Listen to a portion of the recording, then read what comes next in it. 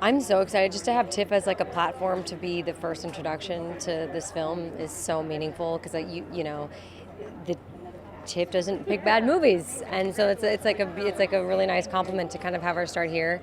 Um, this movie is it's just a very special, very near and dear to my heart, and as a Chinese woman, as a woman, um, there's so much representation in this film, so I'm very excited. Talk about the fact that it's really the first major animated film led by women and your character. Produced by women, written, directed by a woman, starring a woman and of Chinese or Asian heritage. We haven't had that since Mulan, who I happen to work with for the past 7 years, so I've got some tips, which is nice. But it's, what I love about it is it's all of those things, but it's not at all. It's really just a heartwarming story that's completely relatable. So even though it's breaking boundaries in every way, it's still totally just a great movie. So I feel like the moving forward in this direction for the industry is really important because the film is not called A Little Chinese Girl Goes on a Journey in China. It's called Abominable. It's really it's more of a universal story, and the point is that you can have things directed and written starring women, and it can be a completely universal story, and that's why the film I think is very special. It's so exciting for me. This is my first time at TIFF, and it's the world premiere of this film I've been working on for 3 years. I've been working on it since I was 12, and now I'm 15, so it's very exciting to me. I'm so excited to be here with my Abominable family. They're so amazing, so yeah.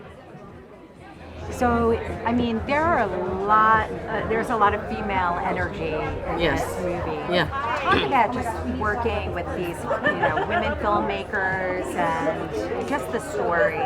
Well, I feel like it's such an empowering story because it's about it's about a female lead, a strong female lead who's a tomboy and she's not afraid to be who she is, and I think that's so amazing. And also so great working with our lovely director Jill.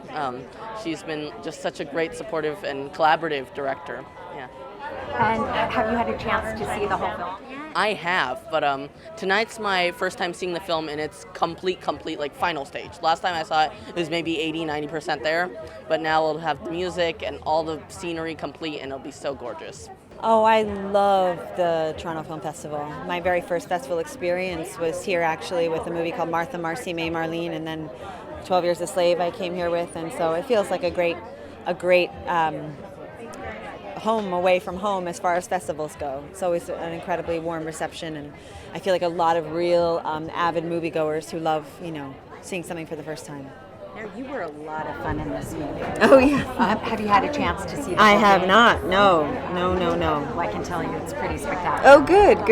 I'm so glad. So, talk about working with female production team, female director, and this really strong female characters all around. Well, God, I mean, I wish it weren't as rare as it is, and I don't know. To me, it's hard for me to talk about in a supremely unique way because I feel where I have been working for a long time has been so women-centric, and stories of women over 40 sort of at the front and center and heart of all of these stories. So I have felt so uniquely supported in that way in the environment I've been working in. So this didn't feel entirely new to me, but what was sort of interesting was like not only were the characters and the narrative female-centric, but everybody behind the scenes were as well. And I think that was a really extraordinary thing and very empowering. And as I've always been very happy to be a woman, it was a nice thing to look around the room and see women everywhere. It's an honor, to be a part of TIFF. I've never been here before. It's a pretty big thing. I'm very proud of the movie and what we've done. I'm proud of everyone that was a part of it. So I'm really excited. I'm really excited to be here and show everyone. It's unique too because it has really almost all female production staff and also really strong female leads. Mm-hmm. Talk about working with this group of people. Well, our director Jill Culton, she wrote and directed. She's great, and so is Chloe, and they do amazing jobs in the movie. It's really cool to be a part of something with a female lead character and one that's Chinese too. So Now, I'm off camera, so if you could just tell us a little bit about your history with the mountain. Well, my grandfather was the first person to climb Mount Everest in 1953 with Sir Edmund Hillary. Yeah, I guess that's just the blunt way to put it. When you had the opportunity to be part of this movie, just how personal of a journey was it for you? Very personal. I've never been to the mountain before. My mom and her whole family has though, so being able to do this and show them has been just, I have no words for it. It's so cool to be a part of it, especially with the connection that it has to my family. The film, music plays such a huge part in the film. Talk about how it really is a part of the story. Well, the violin is what Yi plays, and the music is how she expresses herself. Because Yi is such a stubborn, and she keeps all of her emotions into herself. So playing the violin is how she escapes having to talk and really feel things. So. And Jin really changes too. Jin does change, yes. I'm not going to spoil how or why, but he is kind of this selfish, self-centered kid at the start, but by the end he realizes that family does mean a lot. And yeah, it's really cool to play a character that has that kind of turn. And what's interesting to me is that this character of Everest, the Yeti, really transforms everybody around him, but it's really from within them too. Yes. I think the change mostly does come within ourselves and the journey that we go on, but Everest is definitely there to help us push and turn over the page, We always refer to Everest as like a dog, like a house pet, because he really is. He can just cheer you up no matter what mood you're in. So. Oh, well, to be able to do it here in Toronto has been super exciting. I have family here, and I've only ever been here just to see them, and to be here for this festival has been very exciting. Now, this is really the first major all-female production. Yes. And the female character, and female character driven too. Yes. Just talk about the film and just the yes. Sure. Even the process itself for being an actress and being in a room that is just full of really powerful, smart women was... It was so different, and you don't realize that until you do it, how refreshing it is to have that experience in the work environment. And then to see the film and have the lead character be so strong and confident has been really exciting to see, because I can't remember being a kid and having that kind of a character, especially in animation, to have that kind of a character portrayed on the screen. So this has been, I'm so excited for everybody to see it. Play Yi's mom. Yes. Talk about just the relationships between the women in this family and Yi's journey. Well, it's very similar, honestly, with the way that I have my relationship with my mother.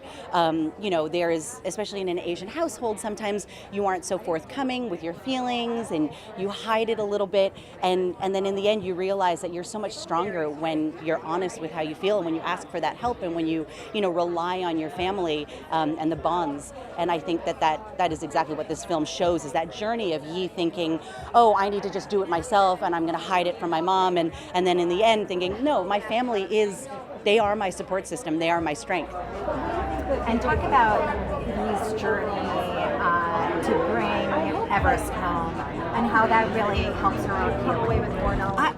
I think, honestly, like anybody, you kind of have to go the wrong direction first before you really find your way back.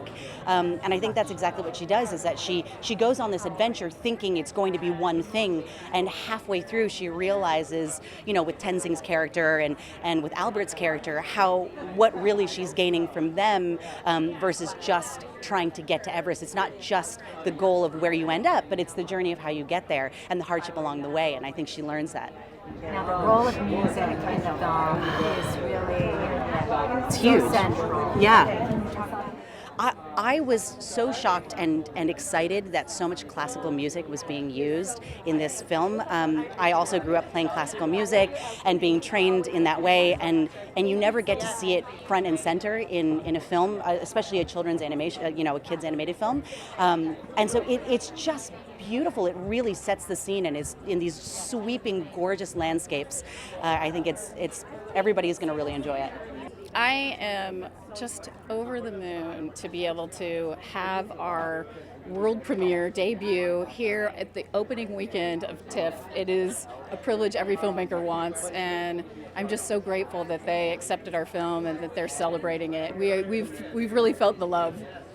Now, I know this was a personal journey for you. Tell us a little bit about it. Well, I've been in this industry for about 29 years and worked at Pixar for a decade. My first movie that I worked on was Toy Story as an animator. And so I've been in this industry for a long time, but it is a very rare privilege to get a chance to write and direct your own movie. And so I pulled a lot from personal experiences in my life. I created Yi to be the character that I wish I had had as a role model. She's a strong, kind of independent teenage girl who just drives this movie, and a tomboy, not afraid to get dirty, not afraid to sleep in the woods. And as a kind of role reversal, the teenage boy in this film, Jin, he is the one who cares about his hair and his kicks getting dirty, and so we played on that a lot. The movie's a lot of fun. Everest is a breakout character. He is funny, he is charming, but you peel layers back throughout the movie and you get to know more and more about him and what his true power is. Not just his magical powers, but just the power to help this girl heal in her life. Talk about what meaning is it that this is really like the first female-led, major animated film. It feels like times are changing, right? I mean, that's what's so great about this is when I went to school 29 years ago at California Institute of the Arts, there were 90 people in my class and 4 women. And now CalArts has 60% women. And so it took a while, but I think the future of filmmaking is changing and shifting, and I am very proud to be a part of the shift. So, talk about the role of music. It's such an integral part of the story, right? The music in this was part of the original script. I wrote it in there partially because I feel like the violin is an instrument that is a voice without having to say specifically what it is that you're talking about. So for an emotional moments, it's when she's playing her violin, the audience gets to read their own interpretation into that. And I wanted to integrate that with Everest somehow, so he has this humming aspect that's almost the harmony to her violin playing. Our composer, Rupert Gregson-Williams, was phenomenal as a partner in this. He came on very early on, and the score in this movie is so powerful. He put everything into this, we all did, and I think you could really feel the love and the camaraderie in the film. Well, this is pretty exciting. I think it's sinking in, that we're all done. It's been a long road. I've been on it 4 years, and I just can't believe we're done. I'm really excited. I'm nervous. I hope everybody loves it, but because we love it so much. We've worked really hard on it. Now, this film really broke the gender barrier. Yeah. Talk about just your, working with Jill and the whole production team. Well, the funny thing is, I've worked with Jill for over 20 years, so it's kind of old hat for me working with her. We go back to my very first job on Cast Don't Dance back in like the early 90s, I want to say, or mid 90s. So, and I've worked with Suzanne I've known her for a long time. So it was kind of great, and it felt really natural. And this story is such a fantastic story and such a great lead character in Yi. I don't know, it felt right, and it felt really natural for the project, and I was thrilled to be able to do it with Jill and Suzanne. Talk about the female characters and how they really weave the tapestry of this story. Yeah, well, it's great. The relationship, so much of the story is about Yi, obviously taking Everest home, but it's really about her returning home and having these great characters of Mom and Nai Nai. It's just great to see this family dynamic of these women, together and holding down the fort and doing their best to raise this girl who's obviously dealing with a tough loss. And I gotta say, it was a dream to work with Tsai Chen. I mean, oh my God, she was amazing as Nai Nai, and that was really fun. She is a great personality, and that's something I won't forget. Yeah. Yeah. No, she's fantastic. Mm-hmm. Now the music is incredible. Yeah. Talk about the role of the music and supporting the story. Yeah, well, the music is huge in the story because of the violin, and we had to get Rupert involved really early because Rupert Gregson Williams, our composer, because the violin playing, it's not just score, it's source music. She's playing the violin, so we had to animate it. And it is note for note correct with what the animators did. They went and they studied violin. We had people coming in consulting. And so every finger, every note is accurate to the music. And so we had to get involved really early. And then he took the violin playing and was able to incorporate it into some of the different themes throughout the score of the movie, which was great. Oh, it's been a long, arduous at times, kind of magical road here. It took a long time to get here, and we're here, and the movie could not have turned out better. I mean, it is everything I had hoped it would be. I'm hoping that Jill and Todd both feel the same way, and our Chinese studio partner, Pearl Studio, and our DreamWorks family, like everybody's so excited about the film. I'm so really gorgeous. I'm so glad. I'm like so I glad. Got goosebumps. Oh, I'm so glad. Yeah. Thank you so much. So, I mean, this female-led production team Yes. with this amazing female lead character Yes. and just women Yes. of real strength in this film. Yes. What meaning does this have for you? And talk about it. I think that, there were so many layers to it, and we were so committed to having an authentically Asian cast. And in addition to that, just the fact that it came together with Jill Culton as this writer-director, Margie Cohn, who is the head of the DreamWorks studio, Palin Chow, who is the chief creative officer at Pearl Studio, and myself as the producer, and we have a female editor, Pam Ziegenhagen. So it was so meaningful and moving, and I hope it portends the future for all of us a little bit, so. How do these female characters really weave the tapestry of this story? Well, our main character is Yi, who is this fiercely independent she calls herself a self-imposed loner. She kind of leaps before she looks, and she is just, when she commits herself, she is all in. And so she realizes early on when she finds this Yeti on her rooftop that she is going to take this Yeti home. And along the way, there are other surprises about him as well. But that in itself, just having this character drive the story along with this amazing creature and the layers of, taking care of the environment, taking care of these precious creatures, doing what we need to do to take care of them. All of that lives in the film for me. And so that was all hugely important to me. And talk about Yi's journey really leading to her own healing. So Dee has become disconnected from her family. Her father has passed away, and she hasn't been able to find a way to reconnect to her grandma and her mom. And Everest is the first crack in that armor. She goes out of her way, and she spends some hard-earned money on helping him get better because he's wounded when she finds him on her rooftop. So he's the one who begins to open up her heart to being able to communicate, and then they have this incredible musical connection. He plays the violin, and when she plays for Everest, music soothes the savage beast. He has this musical piece as well, and together they form this amazing magic with their music that gives both of them strength, and they develop this amazing connection that continues throughout the film, and ultimately they each derive strength from the other one. Sure, this movie means a lot for Pearl Studio. After Kung Fu Panda 3, this is literally the biggest co-production movie between Hollywood and the Chinese film studio. And China is soon becoming the biggest movie market in the world. So this particular movie and this particular time means a new milestone, I would say, in the whole movie industry in China. So we are super excited to be part of of this, big movie, and with amazing partner DreamWorks and Universal, of course. And it has such a strong, women-led production in Shanghai.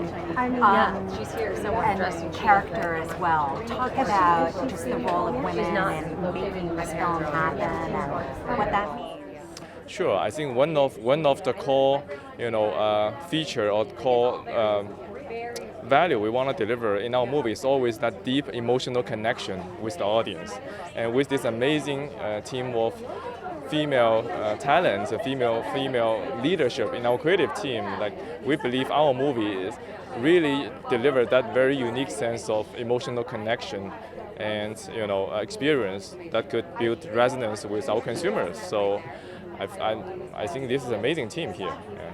It's so amazing to be here at TIFF, where the world will finally get to see this film that we've worked on for so many years. It's really a special film to myself personally in terms of a connection with the story. First modern-day Chinese family ever to be featured in a global animated film. It's really, really amazing. I got goosebumps just saying that out loud.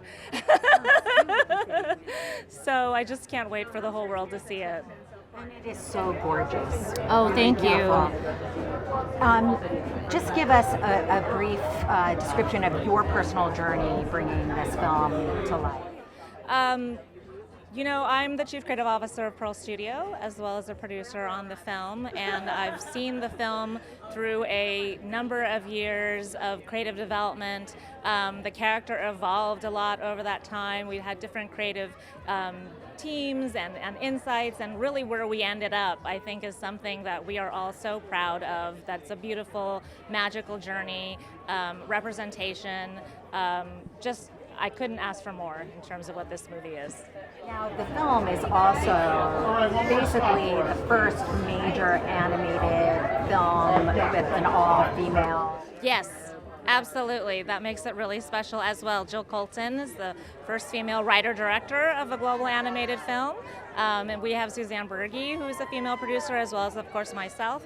The leadership at DreamWorks, Margie Cohn, there are women everywhere. And, of course, our leading character, Yi, is a strong, ambitious woman that we hope will be inspiring to girls all over the world. How do you feel to be at a world premiere for your movie here at the Toronto International Film Festival?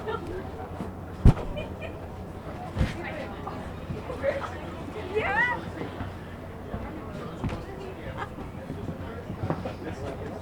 Sure, thank you. Were you scared to be lost? Yeah. And is Yi your buddy now? Because she got you back home. Yeah. So why should people come see this movie? For you. Well, congratulations, Everest. You've made it to the red carpet. Enjoy the movie.